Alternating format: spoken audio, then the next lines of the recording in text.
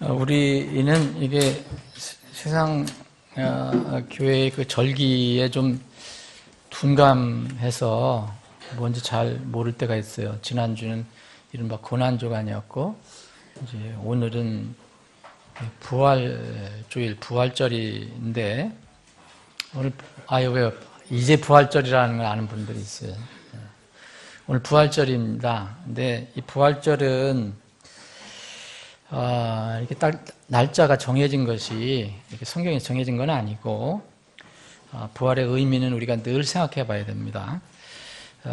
원래 부활절은 AD 325년에 그 니케아 종교회의라고 콘스탄틴 대왕이 소집을 해서 여러 가지 그때 당시에 기독교의 문제점을 이렇게 협의하고 결정하는 가운데 여러 가지 결정한 사항 중에 하나예요. 이 부활절의 날짜를 이제 고정시키자. 이렇게 해서 결정한 것이 이제 그때 결정이 된 겁니다. 이제 부활절이 매번 바뀌잖아요. 매번 바뀌는데 이것은 어떻게 결정해서 그런 거냐면 이제 춘분이 지나고 만월이 되면 해가 이제 그 둥근 달이 뜨면 그러니까 음력으로 15일이 된 후에 첫 주일을 부활절로 지키자. 그래서 이게 정해놓은 거예요. 그때부터.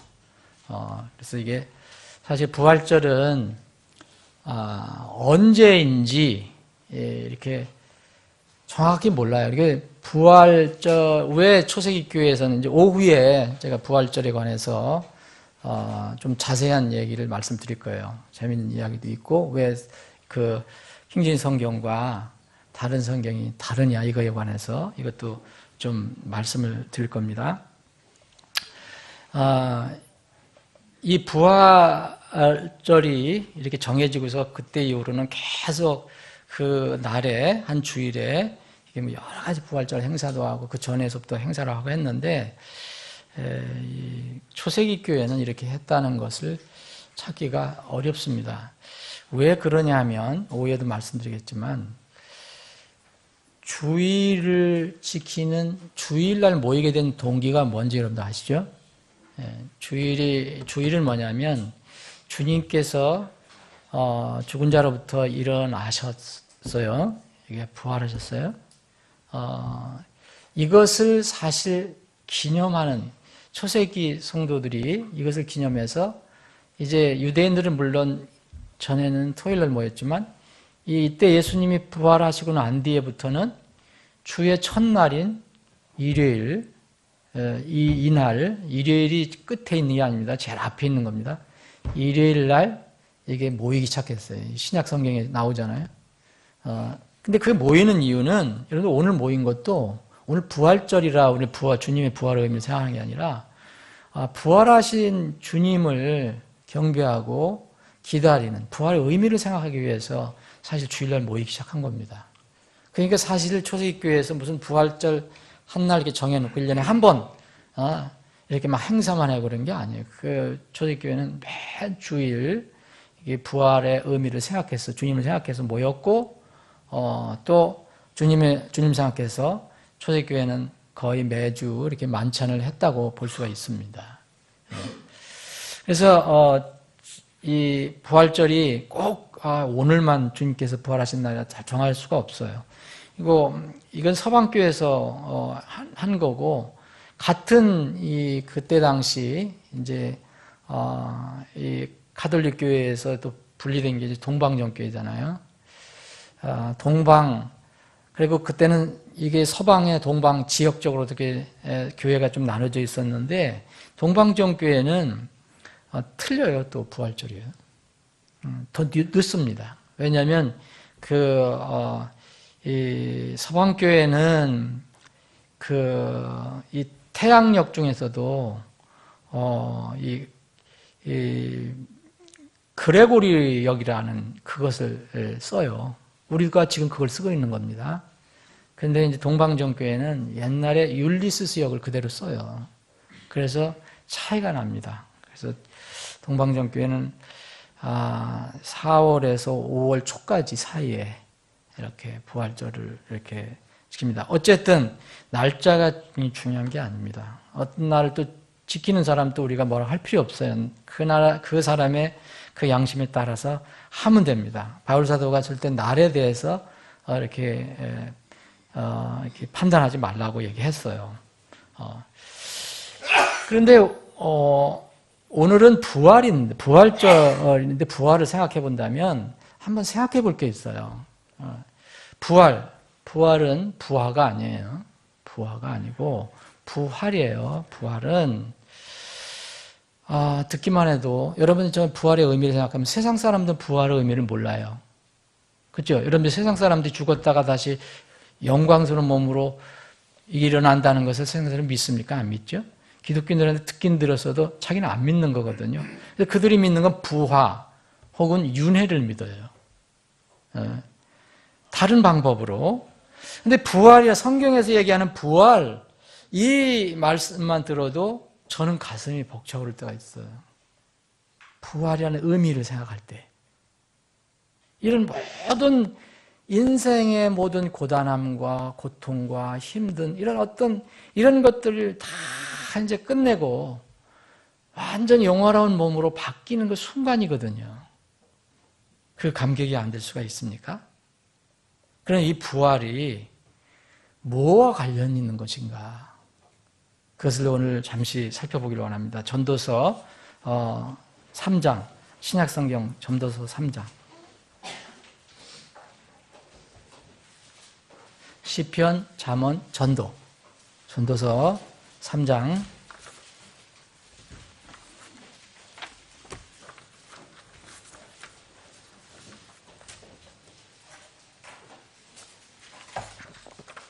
오늘 그냥 앉아서 읽겠습니다. 자, 여러분들과 제가 함께 읽을 부분은 3장 1절이에요.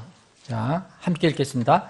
하늘 아래 모든 일에는 시기가 있고 모든 목적한가는 때가 있도다. 제가 좀 쭉 읽겠습니다. 그리고 마지막 부분에 함께 들게요. 날 때가 있고 죽을 때가 있으며 심을 때가 있고 심은 것을 뽑을 때가 있으며 죽일 때가 있고 고칠 때가 있으며 무너뜨릴 때가 있고 세울 때가 있으며 울 때가 있고 웃을 때가 있으며 애곡할 때가 있고 춤출 때가 있으며 돌들을 버릴 때가 있고 돌들을 함께 모을 때가 있으며 껴안을 때가 있고 껴안는 것을 금할 때가 있으며 얻을 때가 있고 잃을 때가 있으며 지킬 때가 있고 버릴 때가 있으며 찢을 때가 있고 꿰맬 때가 있으며 잠잠할 때가 있고 말할 때가 있으며 사랑할 때가 있고 미워할 때가 있으며 전쟁할 때가 있고 화평할 때가 있도다. 일하는 자가 자기가 수고하는 것에서 무슨 유익을 얻으리요? 여러분, 지금 때를 얘기하는데 여러분들이 얼마든지 여기 때에다 다른 걸로 한번 여러분 정해 보세요. 집을 떠날 때가 있고 돌아올 때가 있고 여행을 갈 때가 있고 다시 여행에 돌아올 때가 있고 여러 가지 있을 거예요. 회사 들어갈 때가 있고 퇴직할 때가 있고 여러 가지 있을 것입니다. 자, 하나님께서 10절입니다. 사람들의 아들들에게 해산의 고통을 주사 그 안에서 단련받게 하신 것을 내가 봤네.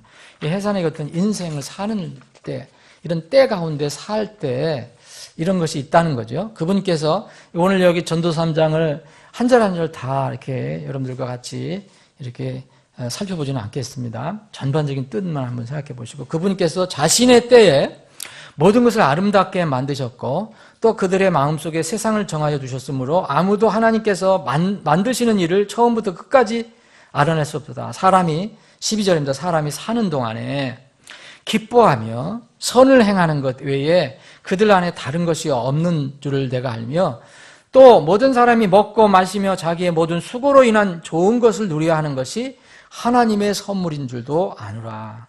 내가 알거니와 무엇이든지 하나님께서 행하시는 것은 영원하리라. 그것에 무엇을 더하거나 그것에서 무엇을 뺄 수 없나니 하나님께서 그것을 행하시는 것은 사람들이 자신 앞에서 두려워하게 하려 하심이라. 지금까지 있던 것이 지금 있으며 앞으로 있을 것도 이미 있었나니 하나님은 이미 지나간 것을 요구하시느니라. 16절, 17절은 함께 읽겠습니다. 이 앞에 있는 말씀과 연결이 돼요.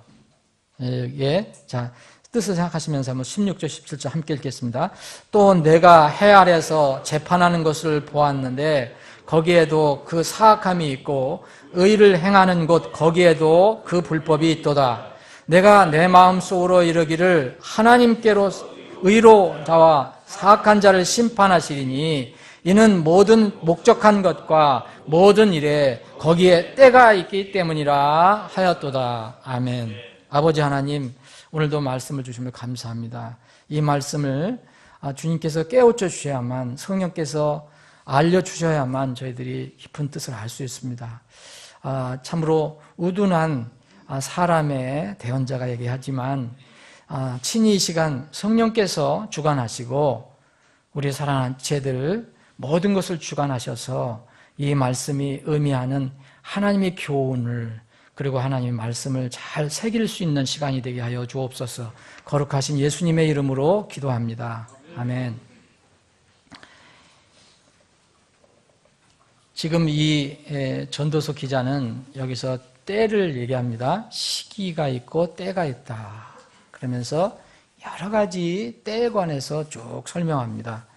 말씀드린 대로 여러분들이 이 때에 대해서 얼마든지 더 여기에 붙일 수 있을 거예요. 그런데 이런 삶 속에서 하나님께서 주신 선물이 있는데, 이렇게 사는 동안에 이게 하나님의 뜻을 알고 기뻐하고 또 좋은 일을 행하고 이런 것들, 참 이것보다 더 좋은 게 있겠냐. 그러면서 또 하나님께 주신 선물이 또 있는데, 우리 육신을 가지고 있기 때문에 먹고 마시고 또 우리가 수고하면서 얻은 좋은 것을 이렇게 누리는 것도 하나님의 선물이다. 그래서 여러분 먹고 마시는 것도 즐겁잖아요. 때로는 조금 있다가 이제 여러분 식사하실 때면 다 즐겁게, 난 식사하실 때 찡그리고 뭐 화내면서 하시는 분들 못 봤어요. 이것도 하나님의 선물이에요. 그런데 우리가 이렇게 우리가 무너뜨리기도 하고 세우기도 하고 갈 때도 있고 올 때도 있고 여러 가지 인생에서 하지만, 하나님께서 행하시는 것은 우리가 다 모르더라도 영원하신데 우리가 무엇을 거기다가 하나님이 하신 일에 더할 수도 있고 뺄 수도 없다는 거예요. 그냥 하나님께서 이렇게 행하시는 것을 우리가 수용하는 것뿐입니다. 그러면서 이제 이게 전도서 기자는 16절 17절에 이렇게 얘기합니다. 해 아래서, 지금 해 아래서라면 지상을 얘기하는 거겠죠? 지상에서 재판하는 것. 영어로는 이게 재판이나 판단이나 심판이나 다 똑같아요. 저쯤입니다. 이 재판하는 것을 보았는데 여기에는 뭐가 있고, 그리고 또 17절에 보면 하나님께서 심판하실 때가 있다. 그런데 하나님께 심판하실 때는 이 지상에서 심판하는 것과 이렇게 차이가 있다. 뭐가 다르다라고 이렇게 말씀하십니다. 오늘 많은 사람들이 교회에서 부활절을 지키고 부활의 의미를 생각하고 의미를 생각하는 건 참 좋은 일입니다. 뭐 1년에 한 번 한다 하더라도 주일의 개념을 모르고 1년에 한 번 부활의 의미를 생각하는 것, 안 하는 것보다 훨씬 낫죠. 참 좋은 일인데, 이 부활은 정말 그렇게 해서 1년에 한 번 이렇게 무슨 행사 형식으로 이렇게 생각할 것이 아닙니다. 죽었다가 죽은 자가 다시 살아난다는 거, 참 세상 사람들은 허황된 거로 생각하겠지만, 이 하나님께서 우리에게 알려주신 부활의 진리가 없으면 우리의 신앙생활은 헛것이라고 얘기했습니다. 잘 생각해 보십시오.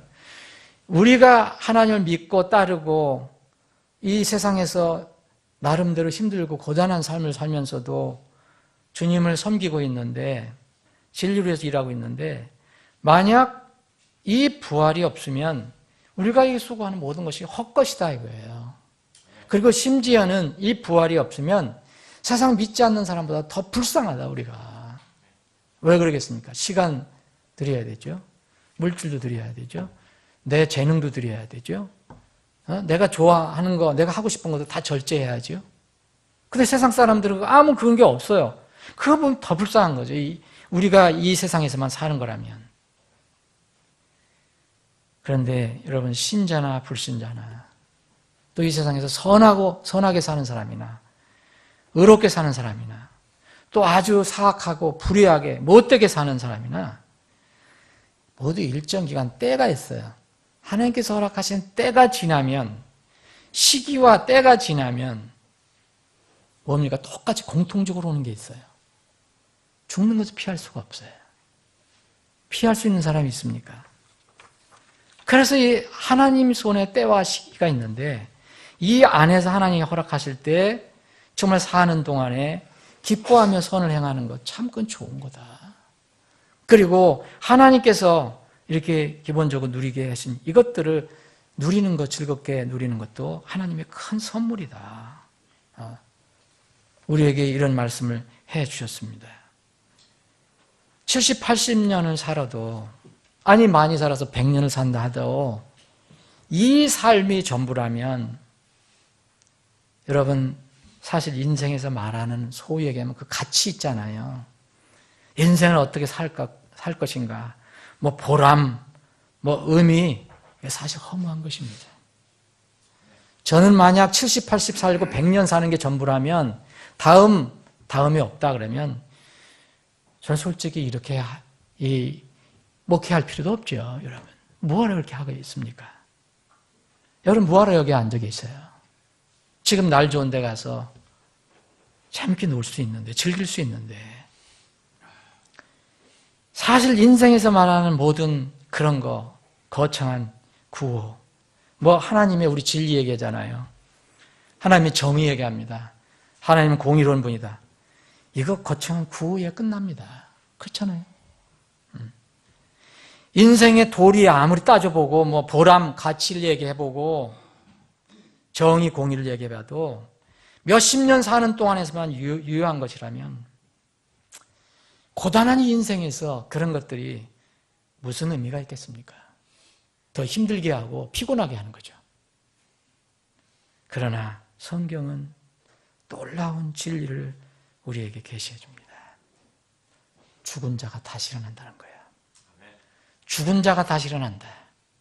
부활입니다.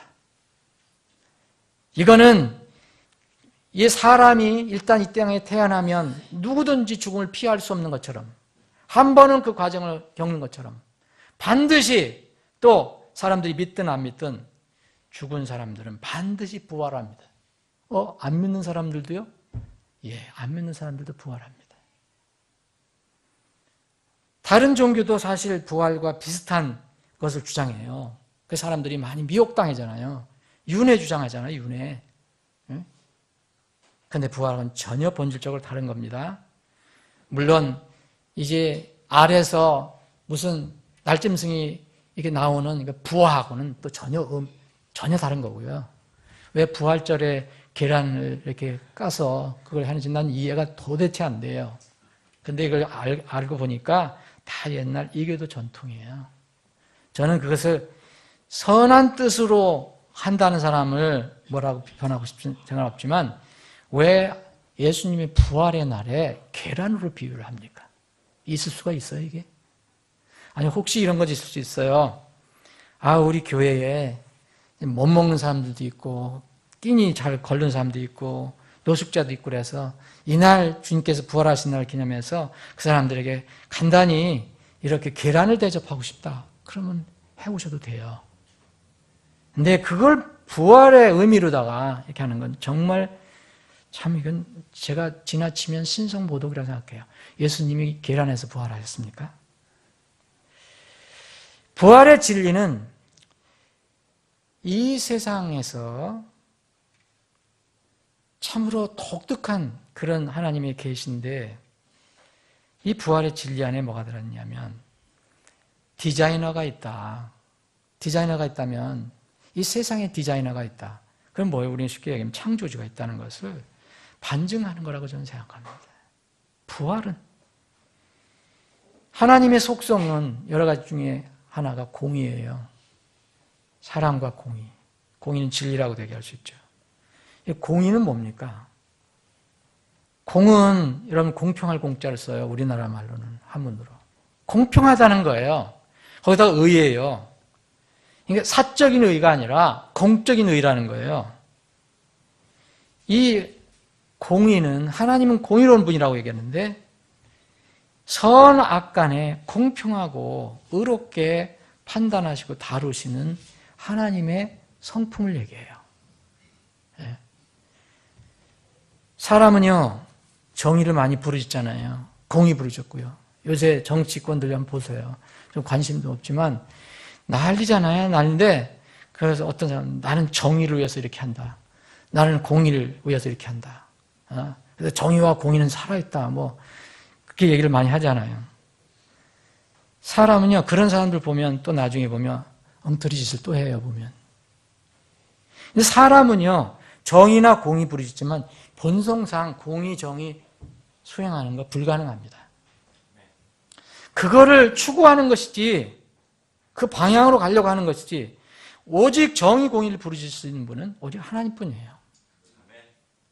사람이 그 공의로우신 아무개 이렇게 얘기할 수 있습니까? 오직 하나님만 하신 거예요. 이 부활은 하나님의 공의와 연결이 돼 있어요. 부활, 죽은 사람이 살아나는 거는요, 하나님의 공의와 연결이 돼 있다니까요. 이 땅에서 사는 것이 전부인 것처럼 사는 사람들, 이런 사람들은 마지막 때에 이 부활의 진리 앞에 크게 당황할 것입니다. 이 부활의 진리 앞에 크게 부끄러워할 거예요. 몸둘 바를 모를 거예요. 이 땅에서 하나님 말씀 때문에 핍박을 받고 진리 때문에 억울함을 당하는 사람이라면 그때 즐거워할 겁니다. 하나님께서 영원한 안식으로 갚아주신다고 말씀하셨기 때문입니다. 데살로니가 후서 1장, 그 1장 앞에 부분을 보면 분명한 하나님께서 이 부활의 진리를 얘기하시면서 어떤 사람은 당황하고 부끄러운 형벌을 받을 것이고 어떤 사람은 영원한 안식으로 갚아줄 것이다 그랬어요. 그게 믿고 구원받은 사람에게는 영원한 안식, 믿지 않고 대적하는 사람에게는 하나님께서 심판하신다. 공의라는 것은 티끌만한 것도 억울한 게 있으면 안 되고요. 부정한 것이 있으면 안 되고 불의가 있으면 안 돼요. 비리가 있어서는 안 되죠. 불편부당한 게 있어서는 안 돼요. 공의는 티끌만한 것도. 사람들은 그냥 넘어가지만. 그래서 하나님은 뭐라고 표현하셨냐면 많은 사람들이 내게 뭘 이렇게 헌신하고 그런 걸 갖다가 이제 어떻게 표현하셨냐면 냉수 한 그릇을 표현을 하신 거예요. 냉수 한 그릇도 주님은 잊지 않으시겠다는 건 뭐냐면 하나님 공의를 말씀하시는 거예요. 공평하고 정확하게 평가하시고 보상하시겠다는 거예요. 사람은 이렇게 할 수가 없습니다. 그래서 부활의 진리가 있는 한 우리는 이 땅에서 힘들고 어렵고 고단한 삶을 살아도 때로는 낙심하고 힘들어도 끝까지 소망을 잃지 않고 살아갈 수 있는 겁니다. 고린도전서 한번 보겠습니다. 고린도전서 15장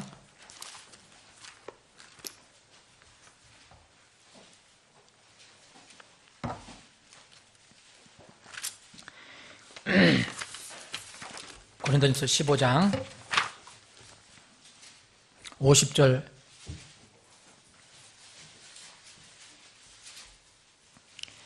여러분 무슨 소망 지금 갖고 있습니까? 여러분들이 나름대로 삶이 다 힘이 들어요. 그러나 분명히 우리에게 공통적으로 거듭난 사람이 이런 소망을 가진 사람은 똑같은 이런 놀라운 감격스러운 순간을 맞이할 겁니다. 그 소망으로 사는 거예요. 형제들아 이제 내가 이것을 말하노니 50절입니다. 살과 피는 하나님의 왕국을 상속으로 받을 수 없으며 또한 썩는 것은 썩지 않을 것을 상속받지 못하느니라. 보라 내가 너에게 한 가지 신비를 알리노니 우리가 다 잠자지 아니하고 마지막 나팔 소리가 날 때 눈 깜짝할 사이에 순식간에 다 변화되리라. 나팔 소리가 나며 죽은 자들이 썩지 않을 것으로 일어나고 우리가 변화되리니 이 썩을 것이 반드시 썩지 아니함을 입고 이 죽을 것이 반드시 죽지 아니함을 입으리로다. 그리하여 이 썩을 것이 썩지 아니함을 입고 이 죽을 것이 죽지 아니함을 입을 때에는 기록된 바 사망이 승리 가운데 삼켜지리라 하신 말씀이 성취되리라. 이게 부활입니다. 우리는 이게 휴거라고 얘기하지만 사실 휴거라는 것은 부활을 얘기하는 거예요. 부활. 그러므로 부활은요, 하나님께서 공의로우신 분이라면 반드시 일어나야 돼요. 하나님이 공의로우신 분이 아니라면 이거 보장이 안 돼요. 그런데 하나님이 공의로우신 분이라면 부활은 반드시 필연적으로 일어나야 되고요. 사람이 믿든 안 믿든 상관없어요. 이 하나님의 공의로우신 분인데 하나님의 공의는요, 공의 그 성격 자체가요, 부활을 불러올 수밖에 없어요. 왜냐하면 부활 다음에 뭐가 있습니까? 심판이기 때문에 그렇습니다. 반드시 하나님의 공의는 부활을 불러오고요, 부활은 심판을 불러옵니다. 그래서 하나님의 공의는 부활이 당연히 있게 하고요, 부활은 심판의 자리를 배설합니다. 부활하고 나서 끝이 합니다. 그래서 신자나 불신자나 죽은 사람은 모두 부활하는 것입니다. 이게 하나님 정하신 거예요. 어떤 사람은 영영 잊고 싶지만 그게 마음대로 되는 게 아니에요. 자기도 부활합니다. 안 믿는 사람도.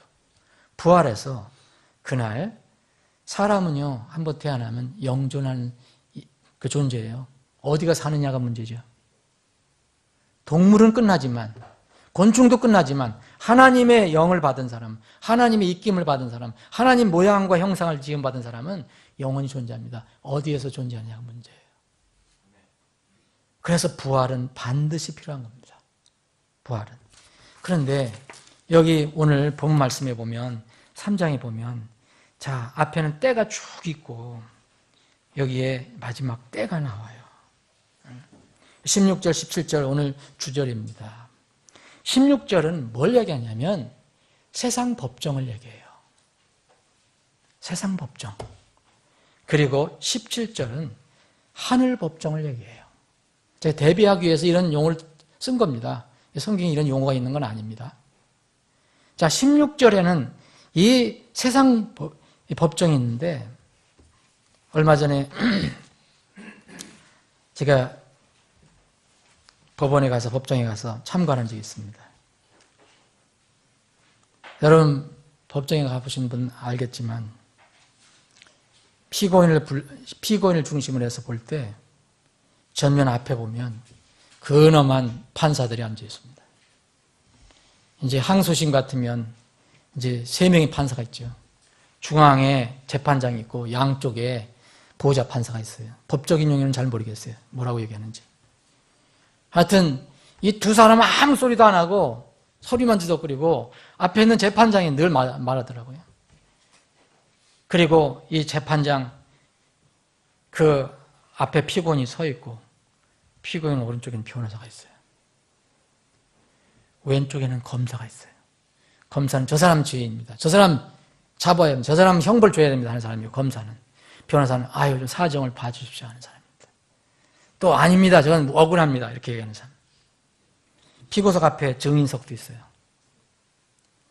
그런데 그 정리가 있잖아요. 정리, 그 법정에서 일하는 관리. 이 정리가 각 피고인의 이름을 불러요. 그리고 번호도 불러요.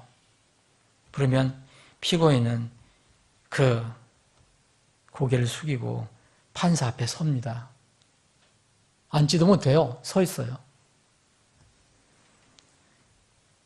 이제 이 피고인을 향해서 재판장이 미리 준비한, 이 심리가 아니라 마지막 선고하는 그 법정에서요, 미리 준비한 판결문을 읽어요. 선고문을 읽는 겁니다. 다 준비해온 거죠, 미리. 그리고 그 피고인에 대해서 형을 선고합니다. 이 선고에 대해서 피고인은 아무 소리 못해요. 변호사도 얘기를 못해요. 검사도 얘기를 안 해요. 그러면 이렇게 얘기합니다. 이견이 있으면 지금 이야기하지 말고 일주일 만에 다시 한골 할 수 있다라고 얘기해요. 그러니까 함께 퇴장명령 나가라 얘기해요. 피고인은 아무 소리 못하고 퇴장합니다. 정리에 끌려갔고. 근데 세상의 법정에서는 집행유예라는 게 있어요. 아시죠? 세상 법정에서는 재판장이 여기 변호인이 가져온 자료 뭐 이런 거, 그리고 무슨 그 잘못했습니다. 용서를 비로소 개과천선하겠습니다. 이게 이제 거기서 이제 감옥에서 쓴 거 있잖아요. 이런 것들을 이제 다 이제 변호인이 올리면 그거 보고 재판장이 이렇게 감안을 해서 피고인이 반성을 하는구나. 그리고 또 이 죄인은 초범이고 또 젊기도 하고 그래서 이 인생을 막으면 안 된다. 뭐 여러 가지 이유 때문에 재판장의 판단에 따라서 집행유예를 선고하는 경우가 있습니다. 죄는 죄인데 죄인은 죄인인데 집행을 유예를 해주겠다. 그래서 그 기간에 또 만약 죄를 지면 더 엄벌을 가하죠. 그래서 요분도 보니까 집행유예 많이 받는 들 보니까 재판장이 아주 준엄하게 얘기해요. 일단 풀어주니까 그동안 예를 집행유예 3년 동안이란 3년 동안 정말 근신하고 잘 살아라. 주의하라. 그렇게 얘기합니다. 이것이 세상 법정이에요. 그런데 여기 오늘 16절에 보세요. 해 아래서 재판하는 것을 봤는데 거기에도 사악함이 있다네. 재판이라는 것은 공의를 정의롭게 해라는 얘기잖아요. 억울한 사람이 있으면 안 되잖아요. 무사공평해야 된다는 거 아닙니까? 그런데 거기도 사악함이 있다는 거예요. 세상 법정이. 그래서 이 하나님 말씀 보면 이스라엘 백성에게 이런 율법까지 줬어요. 뇌물 받지 마라. 그러면 뇌물을 받으면 재판할 때 눈이 어두워진다. 그리고 의를 행하는 곳, 거기에도 불법이 있다. 이게 사실 재판하는 곳은 의를 행하는 곳이에요. 여전히 불법이 있더라는 거예요. 이게 세상 법정이에요. 세상 법정에 재판장을 누가 잘하냐, 변호사가 재판장을 얼마나 옛날 학교 동기냐, 무슨 원수원 동기냐, 아는 사람이냐, 영향을 줄 수밖에 없다는 거예요. 검사하고도 마찬가지고. 이게 세상 법정입니다. 그런데 17절은 하나님이 계신 하늘 법정이에요. 여기 하늘 법정에는, 여기 나오지 않았지만 성경에 의하면 두 가지 재판정이 나와요. 하나는 하나님의 심판석이 나와요. 요한계시록 20장에 나와 있는 하나님의 심판석. 이것은 대배왕자 심판이라고 그래요. 여기는 그냥 언도만 하는 겁니다. 다 지옥행이에요. 불지옥행. 그리고 또 하나의 심판석이 있는데 그것은 그리스도의 심판석입니다. 로마서 14장, 고린도서 3장, 고린도후서 5장에 있는 이것을 얘기합니다. 그리스도의 심판석. 이건 말 그대로 그리스도가 주가 된 사람, 그리스도를 통해서 구원받은 사람, 이런 사람들이 서는 재판장이 있다는 거예요. 세상 법정과 하늘 법정이 이렇게 대치가 되어 있어요. 그런데 제가 오늘 하나님의 심판석, 그리스도의 심판석 구체적으로 말씀드리는 건 아닙니다. 하나님의 심판석은 구원받지 못한 사람이 마지막 최종 언도받는 거예요. 다 부활합니다. 그리고 그리스도의 심판석은 이제 공중 들림 받은 사람이 부활해갖고 공중 들림 받은 사람이 자기를 구원해 주신 주님 앞에 서는 재판장이에요. 그런데 오늘 여기 전도서 기자가 얘기한 전도서 기자는 누굽니까? 솔로몬입니다. 솔로몬이 젊을 때 쓴 게 아니에요. 인생 경험 다 하고 쓴 거예요. 뭐가 옳은가? 이 지상법정과 하늘법정에 차이가 있어요. 최소 오늘 세 가지 차이가 있습니다. 다음 세 가지가 됩니다. 지상법정에는 뭐가 있습니까? 1심 있고 2심 있고 3심 있어요. 재심, 3심제도 대법원까지도 있고 어떤 심지어는 무슨 헌법재판소까지 올라가요. 그런데 하늘의 법정에서는 이런 거 없어요. 단심이에요. 단심. 왜 이 지상에서는 재심이 있고 3심이 있고 4심도 있습니까? 항소도 하고 항고도 하고 검사도 항고해요. 피고도 항소하고 재판이 잘못됐다, 마음에 안 든다 그러면 검사도 항소를 하는 겁니다. 왜 재심 3심이 필요합니까? 인간은 완전하지 않기 때문에 그래요. 재판장이 판사가 완전한 신이 아니잖아요. 그래서 억울함을 최소화하기 위해서, 정확성을 기하기 위해서 그렇게 해요. 어느 나라든 마찬가지예요. 그런데 대부분 2심, 3심으로 올라갈수록 1심에서의 형량이 대부분 감형이 돼요. 그래서 그거를 노리고서 다 하잖아요, 돈 있는 사람들. 그러나 하늘 재판장에는 항소가 없습니다. 누가 항소할 수 있습니까? 성경에서 이런 말을 뭐라냐면 입이 있어도 말을 못한다 그랬어요. 아무도 얘기를 못하는 거예요. 집행유예는 어디 있습니까? 아니, 하늘 재판정에 집행유예 있습니까? 또 기회를 주는 기회가 그 재판이 있어요? 없어요. 끝납니다. 하나님은 실수하는 하나님이 아닙니다. 완전하시고 거룩하신 분이에요. 그분이 하는 것은 모든 것이 완전하고 거룩하고 의롭습니다. 주께서는 자신의 모든 길에서 의로우시며 그분의 하는 모든 일은 거룩하시도다. 시편 145편 17절 말씀이에요. 사람이 이런 사람이 있습니까? 시편 9편 7절 8절에 이런 말씀이 있어요. 그러나 주는 영원히 계시리니 그분께서 심판을 위하여 자신의 왕자를 예비하셨도다. 심판을 위해서. 그분께서 세상을 심판하시며가 아닙니다. 그분께서 세상을 의로 심판하시며. 의로, 공의로. 그리고 완백성을 어떻게 심판합니까? 무사공평하게 해요. 올바름으로 완백성에게 심판을 베푸시리로다. 여러분, 집행유예는 지상에서만 있는 거예요. 기회 다시 없습니다. 주님 앞에 서면. 일단 죽거나 주님께서 재림하시면 그 후에는 집행유예라는 것은 없습니다. 그때 가서 이런 것은 다 늦은 거죠. 판결과 동시에 그냥 집행이 됩니다. 이게 지상법정과 하늘법정의 차이예요. 두 번째 차이는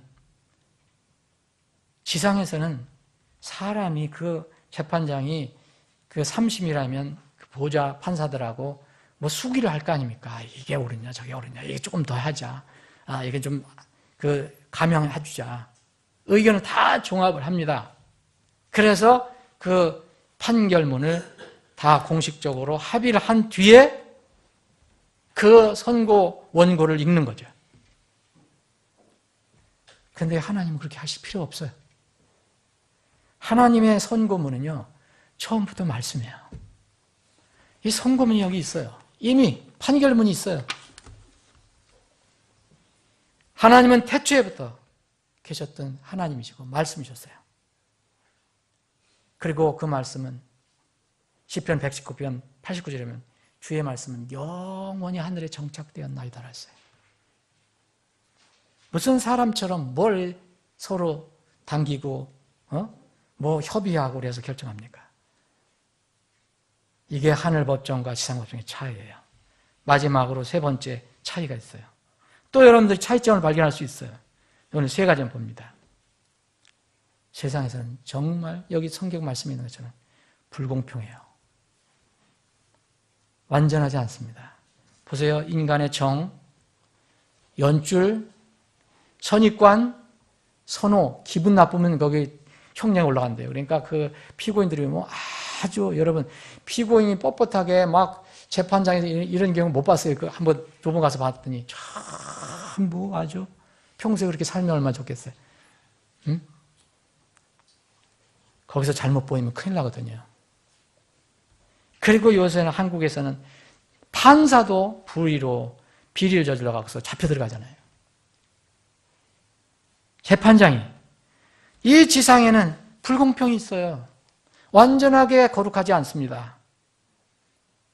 그런데 하나님의 재판정에는, 하늘의 재판정에는 이게 없어요. 무사공평한 거예요. 사사로운 개입이 없어요. 재판에 대해서 억울하다는 사람 하나도 없습니다. 로마서 1장 20절에 아까 말씀드린 그들이 변명할 수 없다 그랬어요. 주님 앞에 서서 주님 심판하실 때 아무도 그들이 변명할 수 없다 그랬어요. 인간 재판장은 드러난 사실이나 증거로만 판결해요. 그렇잖아요? 증거주의예요. 그런데 하나님은 이거 갖고 안 하셔요. 하나님은 그 사람의 속을 꿰뚫어 보시거든요.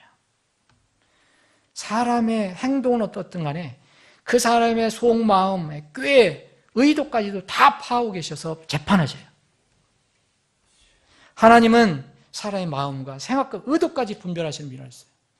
여러분, 히브리서 4장 12절에 여러분, 하나님 말씀에 관한 게 나오잖아요. 하나님 말씀은 살아있고 권능이 있으며 양날 달리는 어떤 검보다도 예리하여 둘로 쪼개기까지 한다 그랬어요. 이런 게 있어요? 사람이 그렇게 할 수 있어요? 그래서 사람의 마음, 어떤 마음이 있는데 그 생각과 의도까지 분별하시는 분이다 그랬어요. 우리가 어떤 다른 사람의 마음을 어떻게 의도, 어떻게 가지고 있는 깨를 어떻게 알고 있어요? 우리는 다 속죠. 하나님은 사람의 마음과 생각과 의도를 분별하십니다. 그리고 그분 앞에, 눈앞에서 드러나지 않는 피조물이 하나도 없다고 그랬어요. 그래서 그분의 눈에 우리가 딱 서게 되면 우리의 모든 것이 그분의 눈에 벌거벗은 채 드러나 있느니라 그랬어요. 그분이 재판장이에요. 죄와 불의에 대해서 이렇게 완벽하신 분 앞에서 어떤 사람이 얘기하는 것처럼 무슨 억울한 일이 있겠습니까? 억울한 일 없어요. 이 땅에서는 있을 수 있어도 세상에서는 그래요. 여러분 세상에서 그런 게 많이 있잖아요. 직장에서도 그렇고 내가 열심히 해서 공을 세웠는데 엉뚱한 위에 있는 사람이 가로채. 중간관리청이 가르치는 경우 있잖아요. 아, 내가 분명히 해서 수고했는데 나중에 보면 다른 사람이 공치를 하고 있어요. 그 사람이 또 뭐 보상도 받아요. 이런 경우는 있어요, 세상에. 근데 주님 앞에서는 절대 그런 일 없습니다. 절대 염려하실 필요 없어요. 나는 이 땅에서 그래도 남 모르게 주님만 바라보고 사는데 그때 가서 억울한 일이 혹시 없을까? 걱정하지 마세요. 주님은 마음의 생각과 의도를 분별하시는 분이에요. 주님 앞에 설 때 우리는 이 땅에서 주님 위해 한 일, 그리고 진리로 해서 땅에서 흘린 일, 티끌만한 것도 묻히지 않습니다. 주님께서 다 드러내셔서 보상해 주십니다. 그게 맹수 한 잔의 진리예요. 여러분, 이런 진리를 알면 이 지상 법정과 이 세상 법정과 하늘에 있는 하나님의 법정을 알게 된다면 여러분 든든하지 않습니까? 기쁘지 않습니까? 한편으로는 두려운 생각 안 듭니까? 저는 목회를 하고 나서 제일 두려운 게 그리스도의 심판석이에요. 전에는 목회하기 전에는 그걸 깊이 생각을 못 해봤어요. 근데 목회하고 나서는 그리스도의 심판석이 두려워요. 우리가 성경을 믿으면, 성경을 그대로 믿으면 우리가 실수하고 넘어지고 잘못한 일도 하지만 그 앞에 가서는 내가 변명을 못한다고 그랬잖아요. 하나님은 소상하게 주님께서는 소상히 내 마음의 생각과 의도까지도 파집어내갖고 평가하신다고 그랬는데 두렵지 않아요. 그래서 바울 사도가 두렵과 떨림으로 내 구원을 일에서 드러낸다 그렇게 얘기했어요. 이 사실은 부활의 진리, 부활 다음에 심판의 진리를 알게 되면 우리를 때로는 기쁘게 하고 든든하게도 하지만 때로는 두려움을 갖게 합니다. 예수님의 피를 부정한 것으로 여기고 하나님을 대적하는 사람들은 여러분 우리 걱정할 필요 없어요. 억울해할 필요 없어요. 왜 세상에 공의가 없냐? 왜 정의가 없느냐? 지금 한탄할 필요 없어요. 때가 문제죠. 때가 되면요. 하나님께서 정확하게 응당한 공평한 형벌로 심판하실 것입니다. 말씀을 정리를 하겠습니다. 사랑하는 여러분, 여러분들은 부활의 진리를 믿으십니까? 정말 사람은 누구나 믿으나 믿지 않으나 불신자나 하나님 자녀나 부활한다는 사실을 정말 믿는다면 하나님의 심판을 믿는 것입니다. 부활과 심판을 믿으면 또 우리가 가슴 벅찬 소망이 있어요. 누가 심판합니까? 그분이 심판해야 되잖아요. 그분이 오셔야 되잖아요. 그분이 오십니다. 그것 때문에 기쁜 거예요. 왜 주님의 재림을 기뻐합니까, 여러분? 고생이 다 끝났다고? 그것도 기뻐한 일이 될 수 있겠죠. 그런데 시편 기자는요, 주님께서 오시는 것이 기쁜데 심판으로 오시기 때문에 기쁘다고 그랬어요. 근데 그 심판을 진리와 의와 공평으로 심판하시는 의로운 심판이기 때문에 기뻐한다고 그랬어요. 시편 96편 13절 주 앞에서 기뻐하리니 이는 그분께서 오시되 친히 땅을 심판하러 오시기 때문이로다. 그래서 기뻐한다는 거예요. 그분께서 의로 세상을 심판하시며 자신의 진리로 만백성을 심판하시리로다. 그래서 기뻐한다는 거예요. 시편 98편 8절 9절 큰 물들은 손뼉을 치며 산들은 함께 기뻐하되 주 앞에서 기뻐할지니 그분께서 땅을 심판하러 오시는도다. 그분께서 의로 세상을 심판하시며 공평으로 만백성을 심판하시리로다. 그래서 시편 기자는 기뻐한다고 그랬어요. 지상의 법정에 서지 않은 사람도, 여러분 지상의 법정에 설 필요 없어요, 여러분. 지상의 법정에 서지 않은 사람도 하늘의 법정에서는 반드시 예외 없이 서야 합니다. 여러분이나 저는 반드시 하늘의 법정에 서야 돼요. 지상의 법정에는 서지 마세요. 그런데 그 법정은 두 가지가 있어요. 어느 법정에 서기를 원합니까? 그리스도의 심판석에 서기를 원한다면 예수 그리스도를 믿고 구원을 받아야 합니다. 분명히 결단을 해야 돼요. 그렇게 되면 마지막으로 부활하고 심판하는 대배왕자 심판은 받지 않아도 됩니다. 예수 그리스도의 공로로 대배왕자 법정에 설 필요가 없기 때문입니다. 대신 그리스도의 심판석에 서게 되는 겁니다.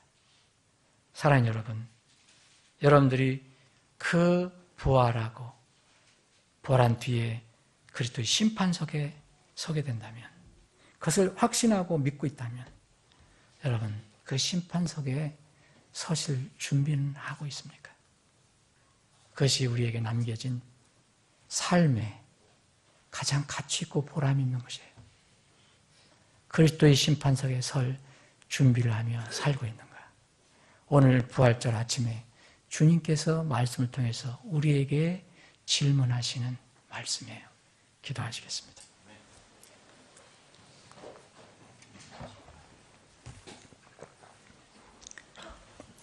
기도하는 시간 갖겠습니다.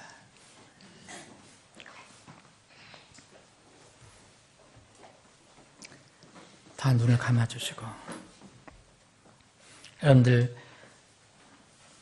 오늘 전도서 3장에 있는 말씀, 그리고 여러 곳에 있는 말씀을 살펴봤는데, 이것이 사람의 어떤 사상과 사람의 어떤 가르침이 아니고 하나님의 진리라면, 그리고 반드시 일어날 것이라는 것을 여러분 믿는다면 여러분들 기도가 필요합니다.